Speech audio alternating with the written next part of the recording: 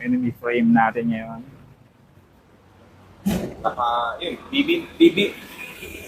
BB na rin siya. 71 degree yung ano niya, yung Si Tube. seat tube. 75 naman sa bed tube. Ayan. Tapos ang haba ng kanyang chainstay ay 13.1. 13.1. So, kung medyo nakagitna ka, mga nasa 13.5, mga ganun. Yung naglalaro.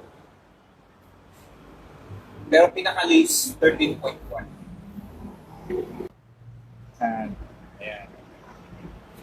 Yan, there. Ayan. Close up, close up. Close up. The new welds, guys. Ayan. So, 20.6 heat treated 4130 chromotic. Boom. Head tube angle 75, C tube 71, BB height 11.8, stand over 9. Ayan, so 6 mm dropout thick niya. Kapal na yan. Makapal yan. Ayan. Weight niya, mga nasa 11. Ano siya? Mga Mga 2 kilos, ganyan. 2.2 kilos Mga 2 kilos, yan. ang weight niya.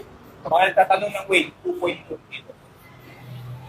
Ayan na siya na, ayan, makapansin nyo, may gasket, taas baba, may emboss. Ayan, may logo ng Emboss logo. Yung logo. Yan.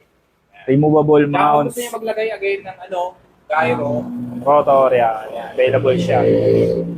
meron siyang lagayan nilang brake mount. Di pa kasama yung dito Brake mounts. Pero compatible siya. NME 20.6. May ukit yan ha. May ukit. Yan. Diba? Di yan sticker recto. Custom talaga. Bakat yan, bakat.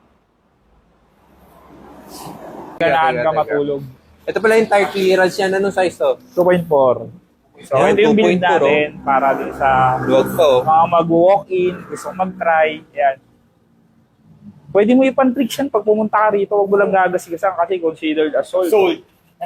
So yan, nagbuo pala kami ng isa para makita yung tindig Ayan.